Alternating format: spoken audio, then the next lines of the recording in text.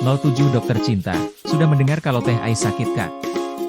Tanya Sandi kepada Andri yang lagi sibuk menjemur bajunya. Oh, belum. Emang dari kapan Teh Ais sakit San? Ya setelah dari kita menyeret Teh Ais waktu itu. Ia terus enggak mau makan. Paginya badannya demam katanya, jelas Sandi kepada Andri sambil membantu Andri menjemurkan bajunya. Wah. Nanti ayo kita tengok Aisan. Aku jadi enggak enak. Kan aku yang kemarin menyeret dia. Boleh. Nanti setelah asyar aja ya kesananya. Ais tampak tergolek di tempat tidurnya. Di sekelilingnya tampak menungguinya Nisa, Fatimah adik Ais dan beberapa teman sekamarnya. Sudah 2 kali ini ia muntah setiap kali teman-temannya berusaha menyuapinya. Assalamualaikum.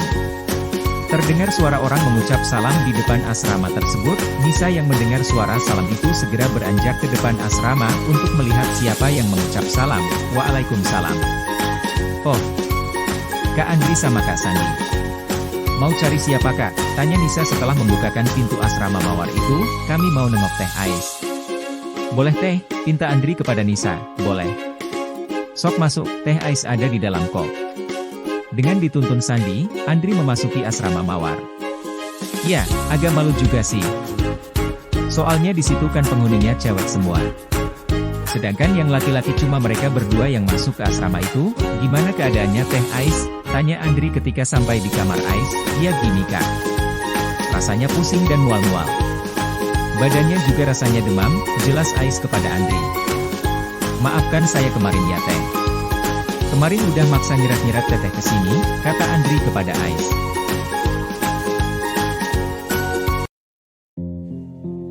Iya Kak. Makasih. Saya tahu maksud Kakak baik. Terus sekarang udah minum obat belum? Tanya Andri lagi kepada Ais. Yaitu Kak.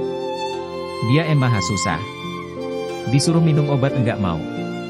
Itu obat yang dari klinik kemarin sampai sekarang belum diminum. Sahut Nisa menjelaskan tentang keadaan Ais yang tidak mau minum obat. Loh, kok enggak diminum obatnya? Kan biar cepat sembuh. Kata Andri kepada Ais. Enggak Kak. Nanti juga sembuh sendiri. Males kalau harus minum obat, jawab Ais dengan lemah. Wah, ya jangan gitu. Kalau mau cepat sembuh ya harus minum obat tuh. Masa gadis cantik begini kok susah minum obatnya? Rayu Andri dengan lembut. Ah, kakak ini. Emang tahu kalau saya cantik dari mana? Kan gak bisa lihat, kok tahu kalau saya cantik? Tanya Ais lemah dan tak terasa mukanya memerah. Tersipu malu, ya tahulah. Kan aku melihat dengan mata hati. Menurut pengamatan mata hatiku ini Teh Ais tuh cantik. Hatinya pun juga cantik. Imbu Andri melanjutkan gombalannya. Hahaha. Seisi kamar itu buncah oleh tawa karena mendengar gombalan Andri tadi, sedangkan Ais tampak tersenyum lemah mendengar kata-kata Andri tersebut. Sekarang Teh Ais minum obat ya. Biar cepat sembuh. Ayo Teh Nisa mana sini obatnya?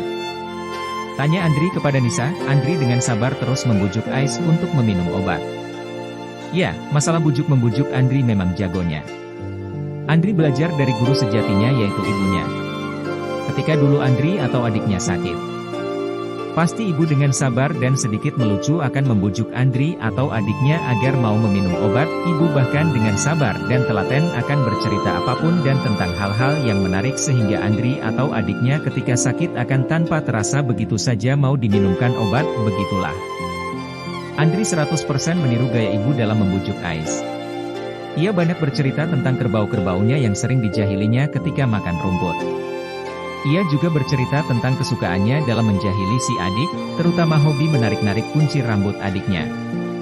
Ia juga bercerita ketika waktu kecil kalau sedang sakit ibu sering mendongengkan cerita anak yang sakit dan tidak mau minum obat didatangi hantu berkepala gundul. Yah, pokoknya sambil bercerita ngalor ngidul, Andri terus membujuk Ais agar mau minum obat. Setelah dibujuk-bujuk oleh Andri, akhirnya Ais mau minum obat juga. Andri sudah benar-benar seperti dokter.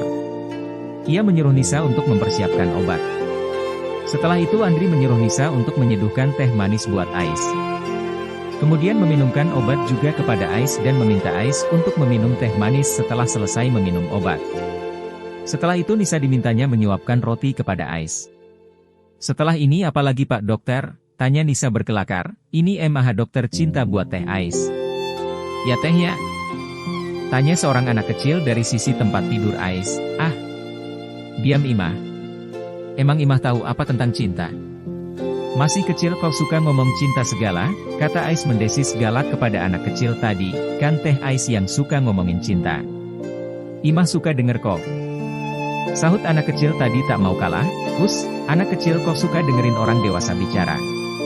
Gak baik tahu, ujar Ais galak, emang teh Ais udah dewasa gitu? Kan baru 15 tahun aja kok dewasa. Katanya yang disebut dewasa tuh umur 17 tahun ke atas. Anak kecil tersebut terus membantah.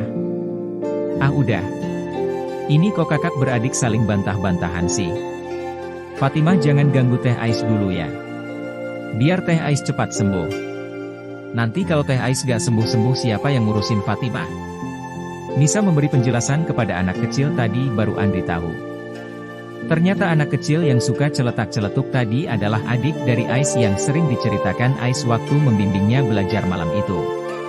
Ia sebenarnya bernama Fatimah namun sering dipanggil Imah. Andri pikir betapa berat tanggungan dari Aisyah ini.